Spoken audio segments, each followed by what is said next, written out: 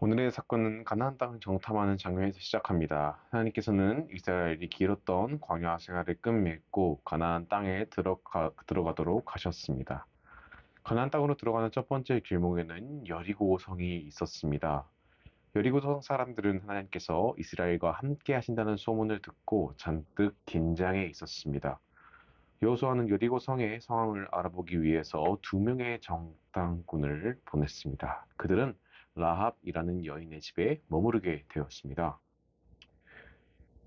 여리고 왕은 정탐꾼이 들어왔다는 것을 알게 되었고 이들을 잡기 위해 라합의 집으로 사람을 보냈습니다.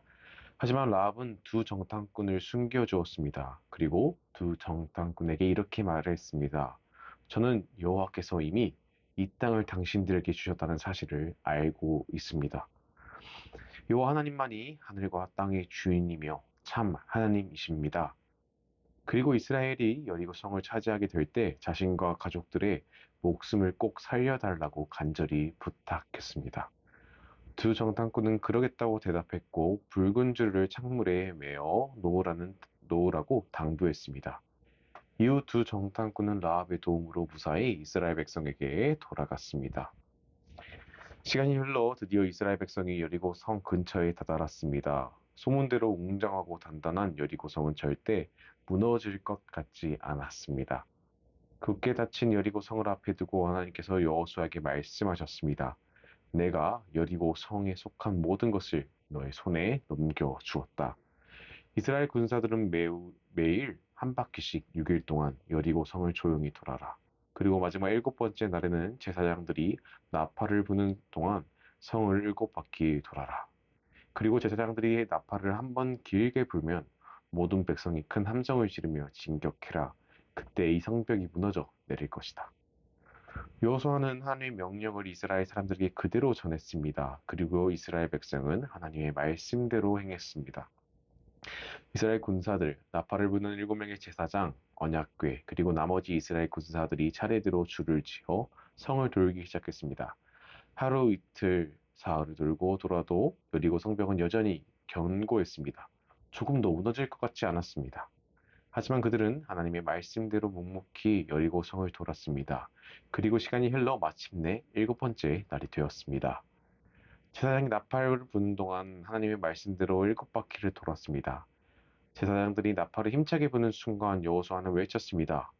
여호와 하나님께서 너희에게 이 성을 주셨느니라.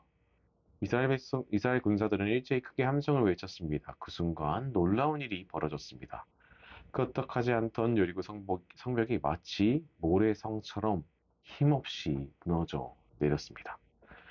이스라엘 군사들은 여리고 성 안으로 들어가 전쟁을 이어갔습니다. 모두가 정신없는 가운데 두 정탐꾼은 창문에 붉은 줄이 매달린 집, 바로 라합의 집으로 달렸습니다. 그 전쟁에서 라합과 그의 가족만은 생명을 건질 수 있었습니다. 하나님께서는 두 정탐꾼을 살려준 라합을 기억하셨습니다. 그리고 그들의 약속도 기억하시고 지키도록 도와주셨습니다. 또한 하나님의 때에 그분의 방법대로 여리고 성을 무너뜨렸습니다. 하나님께서는 이처럼 약속을 반드시 이루시는 분이십니다. 비록 약속이 이루어지기까지 오랜 세월이 걸렸지만 하나님께서는 그분의 때에 그분의 방법으로 약속을 신실하게 이루시는 분이십니다. 그리고 하나님께서는 이스라엘과의 약속을 이루실 때 믿음의 사람을 선택하셔서 그들을 통해서 이스라엘과의 약속을 이루셨습니다. 하나님께서 선택하신 첫 번째 사람은 여호수아입니다. 여호수아에게 여리고 성을 무너뜨릴 방법을 알려주셨고 그 방법을 여호수아가 믿고 실행한 결과 여리고 성은 무너뜨릴 수 있었습니다. 하나님께서 선택하신 두 번째 사람은 라합입니다. 정탐꾼들이 여리고 성에서 위험에 처했을 때 라합은 여호와만이 참 하나님이심을 고백하며 그들을 도왔습니다. 그리고 이러한 라합을 하나님께서는 구원해 주셨습니다.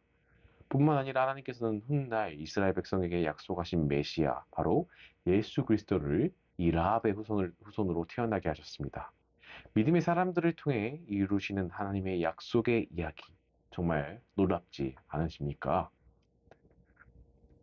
때로 하나님의 말씀이 여리고 성을 7번 돌라는 것처럼 터무니없다고 느껴질 때도 있습니다. 그러나 하나님께서는 하나님의 때에 그분의 방법으로 반드시 약속을 지켜주시는 분이심을 굳게 믿고 나아가기를 바랍니다. 오늘 말씀 기억하며 여호수아와 라합처럼 하나님의 약속을 굳게 믿고 그분의 말씀대로 살아가기를 바랍니다. 기도하겠습니다. 하나님 오늘 말씀을 통해 약속을 지키시는 분이심을 기억하게 하시니 감사합니다. 살아가면서 하나님께서 우리에게 하신 약속이 더디고 터무니없어 보일지라도 우리가 약속을 굳게 믿고 나아갈 수 있도록 도와주시옵소서. 예수님의 이름으로 기도드립니다. 아멘.